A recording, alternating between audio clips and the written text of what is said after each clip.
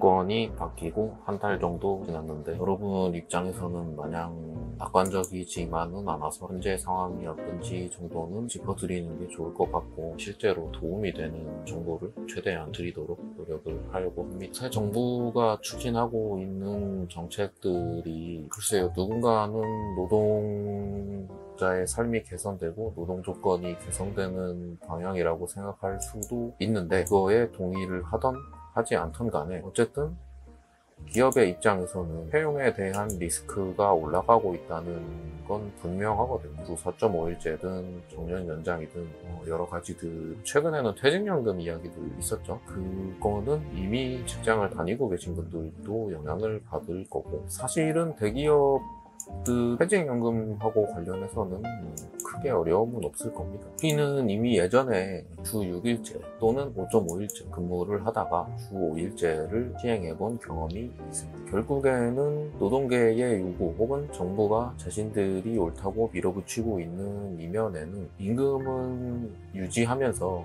노동시간만, 근로시간만 줄이려고 하는 입장인데, 실제로 지난 대선에서도 국민의힘도 4.5일제나 4일제를 이야기했지만 유연근무에 가까운 금요일에 할 일을 평일에 나눠서, 월화수목에 나눠서 하는 형태였고, 더불어민주당의 경우는 임금의 축소도 없고 근로시간만 줄이자는 입장이었죠. 그리고 더불어민주당 출신의 대통령이 탄생을 때, 과거에도 5일제가 되면서 어떤 일이 있었는지 조금 보려고 합니다. YK님 반갑습니다.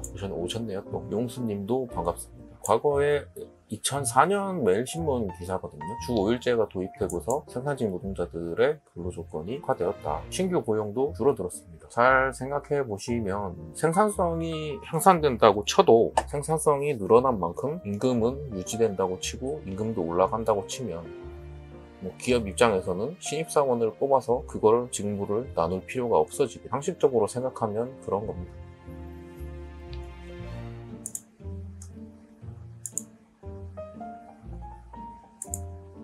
그래서 주 4.5일제 관련 논의가 여러분들 입장에서는 본인들이 들어갈 자리가 위협이 된다는 걸 아셨으면 싶어서 말씀을 드리는 거고요. 사실상 이미 다니고 있는 사람들은 근로시간이 줄어들면 당연히 좋습니다. 임금이 축소되지 않는다고 하면 어쨌든 여러분들은 취업을 준비하고 계신 분들이니까 이런 식으로 돌아가고 있다라는 걸 알아두시면 되겠죠. 과거에도 최근에도 최저임금 인상 논의가 되고 있고, 어쨌든 작년보다는 오를 거고요. 질문이 혹시 지금 내용하고 관계된 거면, 간단한 거면은 올려주시면은 제가 보고 답할 수 있으면 답해드리고요. 그게 아니면은 나중에 끝나고 질문을 받던지 올려주셨던 거를 보고 답해드리든지 하겠습니다.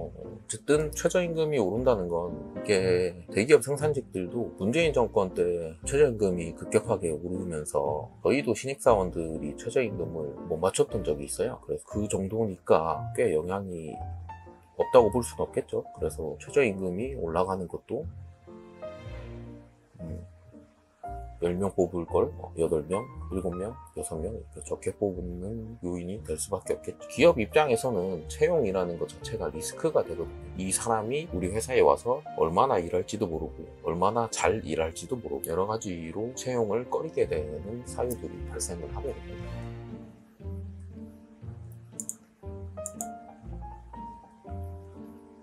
확실히 업종별로 다르지만 생산성은 올라가는 경우도 있고, 한국은행에서 냈던 보고서인데요, 2018년이고 고용에는 악영향이 있다는 게 당연한 거겠죠. 어쨌든 인건비도 원가에 포함되는 개념이기 때문에 필요 현직자에게는 엄청난 호재인지는 사실 아직 잘 모르겠고요. 취준생에게는 악재는 확실합니다. 채용이 조금 많이 없어지는 그런 시기가 되지 않을까 조심스럽게 좀 생각을 해봅니다. 한국 사회 자체가 좀 그쪽으로 가고 있지 않나 라고 생각을 해요. 이제 대기업들이야 조금 더 낫더라. 자영업자들이나 소상공인들은 힘들어지는 상황이 지속해서 발생할 수밖에 없고요. 또 중요한 건 정년연장 이슈인데, 현대자동차가 2,000명이 나가도 400명, 500명밖에 뽑지 않는다는 건 원래 400명이서 할 수 있는 일인데 그걸 2,000명이서 하고 있었다는 이거든요, 사실. 물론 그게 이제 사람들의, 노동자들의 숙련을 통해서 이루어진 것도 장비와 기술의 발전으로 인해서 생산성이 높아진 것도 있겠지만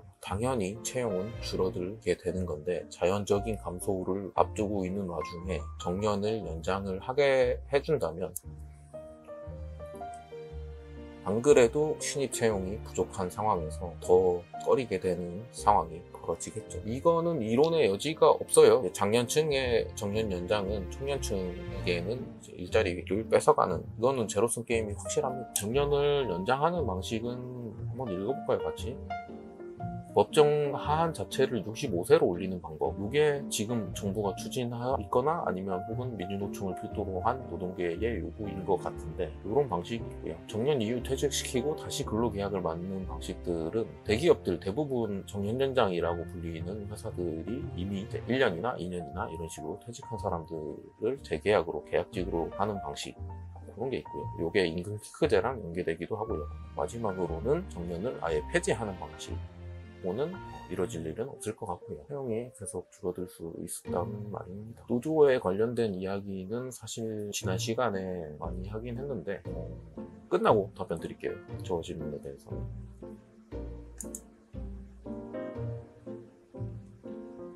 퇴직 후 재고용이 저는 개인적으로 맞다고 생각합니다. 진짜로 재계약할 가치가 있는 인원들에게 실제로 이제 숙련도가 높고 후배들에게도 귀감이 되는 사람들만 재고용을 하는 방식이 낫지 않을까. 정년 연장의 혜택은 이런 식으로다. 요거는 KDI에서 실제로 채용 공고가 줄어들고 있다는 이야기들. 피카츄님, 아마 채용이 없지 않을까 싶습니다.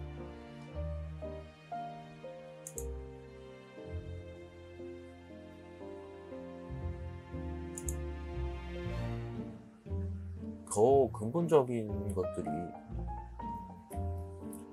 전기요금 같은 이슈도 있겠지만, 현대차, 현대제철 둘 다 지금 미국 진출하고 있죠. 근본적으로 한국에서 기업을 하기가 어려워지고 있다는, 그래서 이렇게 사업장을, 원래 기업은 한 번에 떠나지 않아요. 야금야금 나갈 겁니다. 현대차, 현대제철은 시작이라고 보고요. 네. 혜택을 받으면서 미국으로 진출하고 있죠. 원래 채용이라는 것 자체가 단순히 여러분들이 열심히 해서 그대로 스펙을 쌓고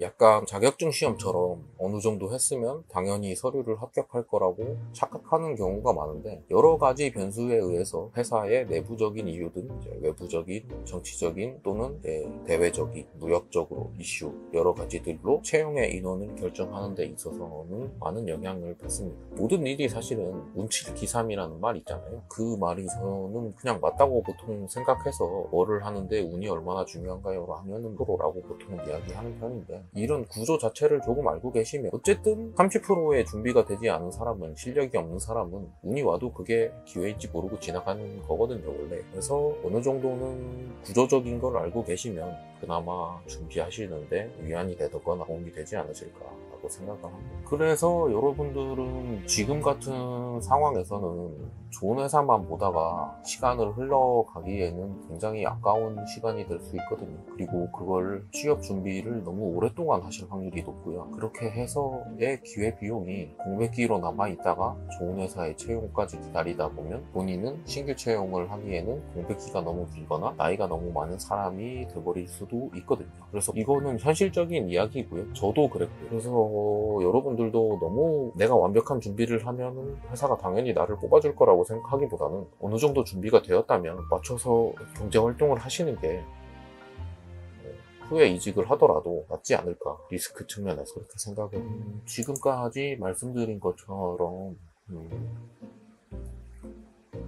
채용 인원이 일정하지 않다는 것, 어떤 자격증 시험처럼 몇 명을 올해는 무조건 합격시킨다라는 개념이 아니라, 우선은 회사가 필요로 하고 결혼이 발생하고 했을 때 회사는 채용을 하겠지만 대내외적인 변수로 인해서 채용 인원이 급격하게 줄어드는 경우도 발생을 하니까요. 그런 걸 잘 생각해 보시고, 지금은 더욱더 그런 시기이다. 게다가 여러분들이 왜 대기업 생산직을 준비를 하시는지, 그 중에 이유 하나는 어떤 고용의 안정성 안정성적인 측면도 있잖아요. 관리직에 비해서 이제 고용이 더 경직돼 있고, 다시 말하면 해고가 어렵고 정년이 잘 보장된다는 건데, 그게 오히려 여러분이 들어가기 힘들게 만드는 양날의 검이다 라고 생각하시면 이해가 조금 쉬우실지 모르겠어요. 그렇습니다. 그래서 제가 하고 싶은 말은, 지금 준비하시는 분들은 기회가 왔을 때 내 눈에 너무 많이 차이가 나지 않는다면 어느 정도 맞춰서 갈 필요는 있다. 그게 장기적으로도 나을 수 있다라는 말씀을 드립니다. 질문 있으시면은 올려주시고, 일단은 POL님이 하셨는데, 아까 뭐 노동조합 이야기 하셨잖아요. 근데 노조가 있는 회사가 무조건 좋다라는 거는 지난 시간에 말씀드렸던 것처럼 사실은 아닙니다. 이거는 여러 가지 의미가 있는데, 노조 오늘 얘기한 거는 노조에 대해 생각한 것인데,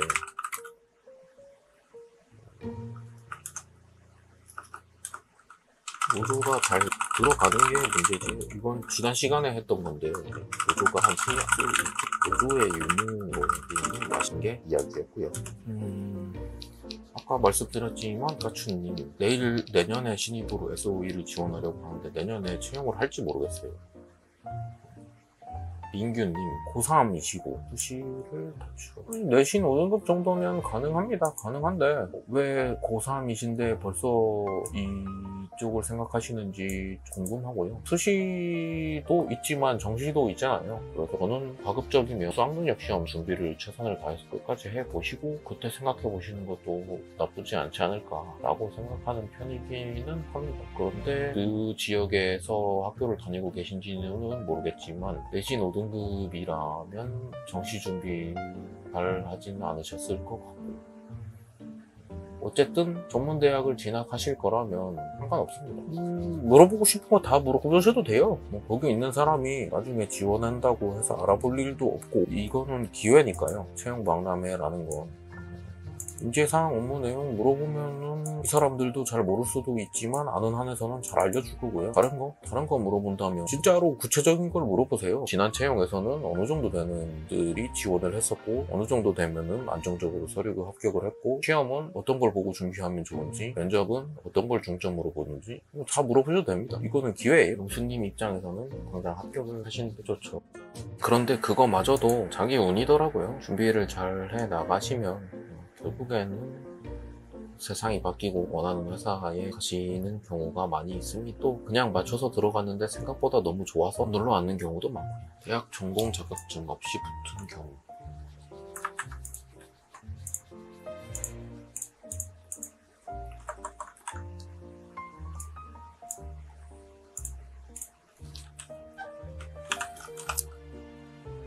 이게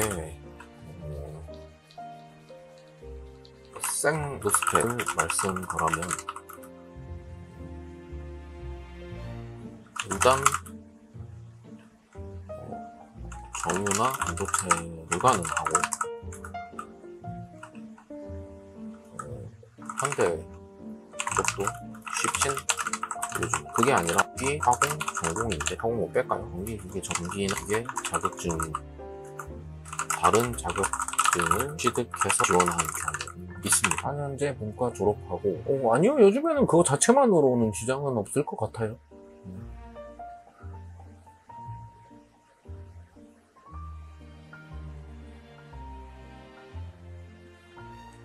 AES 올해 20살이고 군대 갔다 왔는데 신입학하고 좀 됐다고 준비하려고 했는데,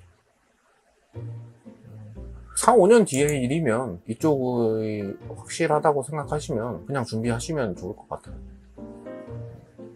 나중 일은 지금 안 좋으면 나중에 좋을 확률이 높거든요. 그래서 한국이 망한다 라고 생각하시는 정도가 아니라면 한국이 하루아침에 망하진 않거든요. 지금까지 쌓아 올린 것도 있기 때문에. 그래서 준비하시던 대로 계속 준비를 하시면 좋을 것 같아요.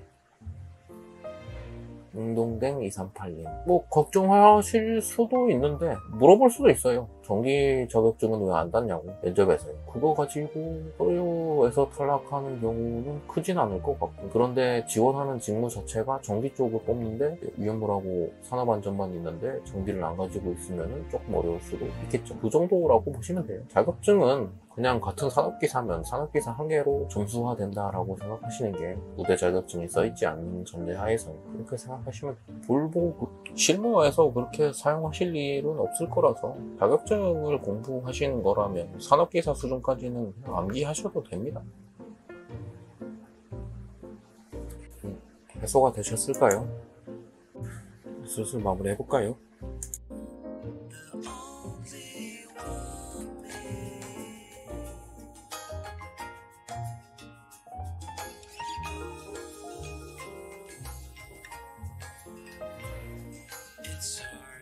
이렇게 올해 왔으면은 좋은 시기에 잘 했네요. 고생 많으셨습니다. 와주셔서 감사드리고 좀 자주 소통할 기회가 있지 여러 가지 제반의 상황들이 채용 인원을 많이 가져가기에는 어려운 상황이지 않을까. 어느 회사든 간에.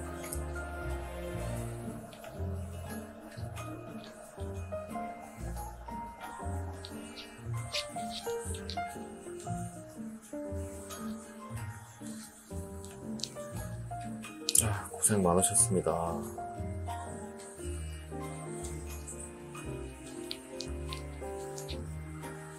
그래서 5년 남았으면 당분간은 채용 없는 거죠.